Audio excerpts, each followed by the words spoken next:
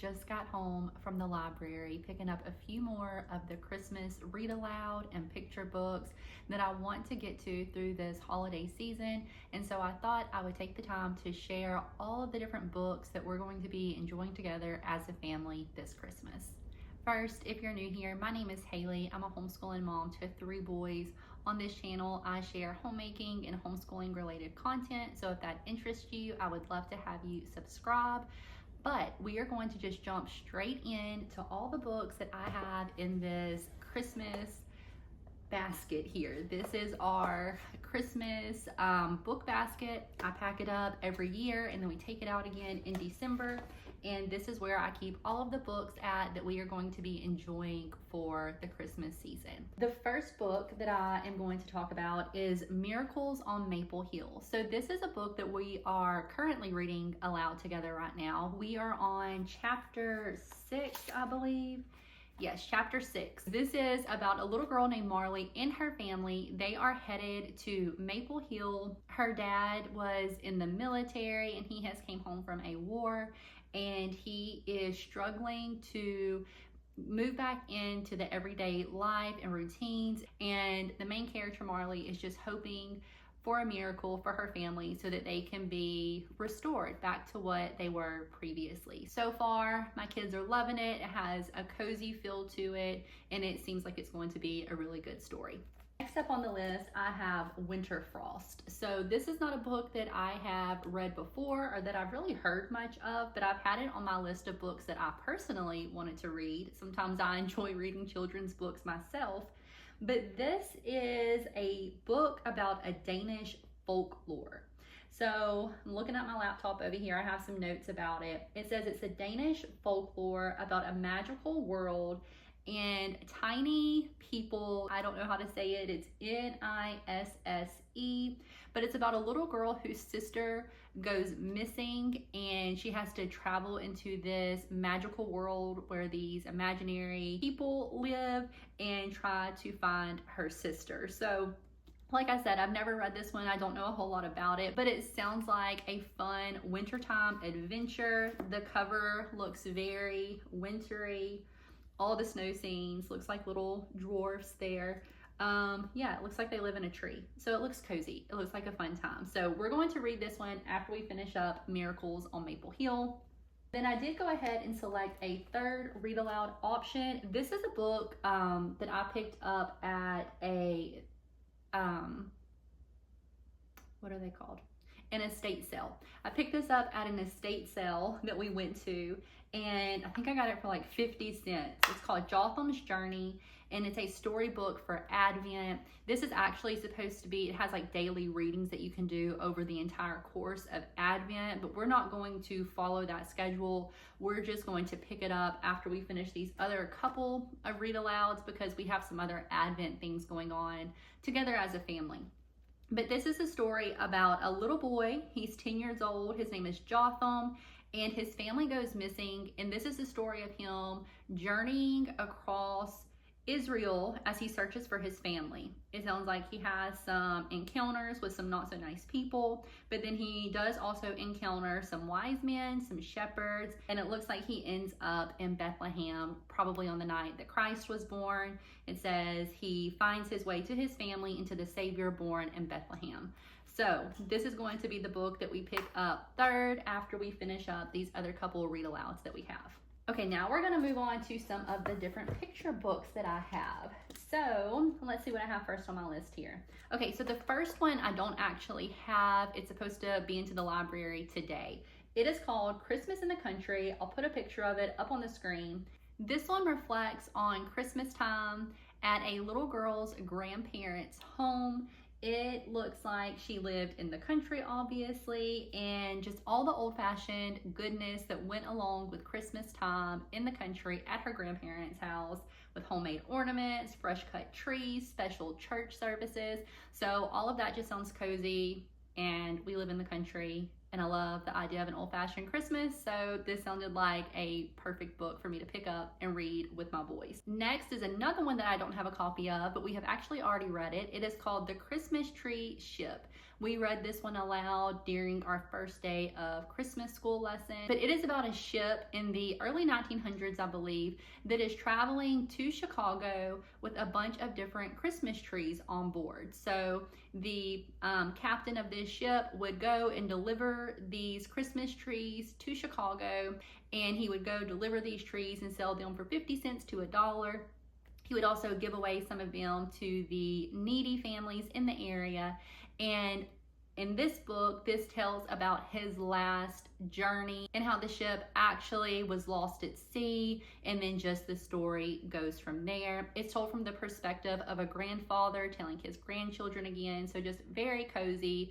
And like I said, it wasn't a very long read, but it had beautiful illustrations in it, so my boys definitely enjoyed that one, and it's based on a true story. Next up, I have, let's see where it is in here, Merry Christmas, Anne. So this is another book that we read aloud. We actually read this one yesterday. It says that it is inspired by Anne of Green Gables. It was, again, a cute short read. If you are a fan of Anne of Green Gables, then you will find this super cute. Kind of encompasses like a lot of the things that happen in the Anne of Green Gables book, just in a very short picture book format. So if you have daughters especially, I think they would enjoy this one. My boys thought it was okay, but it's probably not one that they would ask for me to read again, but I grabbed it because I am a big Anne of Green Gables fan, and so I wanted to check it out. So that's that one. Next up, we have another book on my list that I don't have the physical copy of. This is actually one that my library also did not have, but it is available for free on archive.org, and it is called The Winter Story. This is from the Brambley Hedge series. We've read the Autumn Story before, and the illustrations are just so cute and just have the coziest feel to them. Like I said, I'm going to pull this one up online and we'll look at it on the tablet, or I'll connect it to my TV so that it's big and you can see the illustrations really well. But this is about the mice who live in Brambley Hedge, and they wake up to find that they are snowed in completely, and they decide to have a snowball. And this is just the story of them going around getting their cozy little house all ready for the snowball. It's a cozy story with beautiful illustrations, perfect for this time of the year. The next book is actually a reread for us. We have read this book for the last couple of years, but we absolutely love it. It is called The Christmas Miracle of Jonathan Toomey. A lot of times I will wait to buy a physical book until I know that we like it. So I'll try to borrow it from the library, try to find it for free online, or if I find it super cheap at like an estate sale or a thrift store, I'll go ahead and grab it. But this was one that I knew I wanted to have a copy of. But this is the story of a man who moves into a town. He gets the nickname of Mr. Gloomy because he is just very quiet and distant and reserved, and nobody knows anything about him. But he's a wood carver, and there's a little boy in the town who shows up and needs his help carving some figures for his nativity scene. And the story just goes on from there, the connections they make. It's a beautiful story. Highly, highly recommend this one if you have not read it before. Okay, next I have a book that we borrowed from the library and have not read. It's called Gifts of the Heart. This is from the same author who has written the book An Orange for Frankie, which we have also not read, but I want to get to this year, and The Christmas Tapestry, which we have read. We read it a couple years ago. Again, a beautiful story. I love when a picture book has deep meaning in it, which is what I think this book will be. The Christmas Tapestry was. I'm sure An Orange for Frankie also is. And that last book that I showed you, The Christmas Miracle of Jonathan Toomey, also has just a beautiful storyline to go with it. But this book, Gifts of the Heart, is about a housekeeper who shows these children how special it is to give Christmas gifts that come from the heart, the meaning behind the Christmas gifts. Sounds like it's just going to be, again, a heartwarming, beautiful story. And then I mentioned An Orange for Frankie, which is also by this author. And that is a true story about the author's great uncle who learns a lesson about selflessness during the Christmas season. His father is supposed to be going to pick up a shipment of oranges during that season, and his trip gets delayed, and the story unfolds from there. So highly recommend the books by this author based on the first book that I read, A Christmas Tapestry, and I just feel like the other two books are going to be just as good. Okay, so Apple Tree Christmas is another book that I have on my list that we're going to be doing an ebook version of. It is about a family who is living in the late 1800s on an apple orchard, and it sounds like it's them picking and gathering the apples, preparing them, preserving them in different ways. I can't say too much else about it because I've not read it yet before, but it sounded like it would make a good story. Next up, I'm going to talk about The Legend of the Candy Cane. This is again a reread for us. This copy actually has a note inside of it that was written to somebody named Joshua, and it came from his dad, and it's just a sweet little message in here that was written to this boy from his dad. Anyways, this is the story of a man who moves into a town, and he is a candy shop owner, and these children show up to help him organize his candy store, and during the process they come across some candy canes, and he ends up telling the gospel message related to the candy cane based on the white stripes and the red stripes, and then they go around and they share the gospel message with those in their community and pass out candy canes. So again, just a beautiful Christmas story based on the true meaning of Christmas. This is one that I knew I had to have a physical copy of, so we have it here, one that we'll come back to year after year.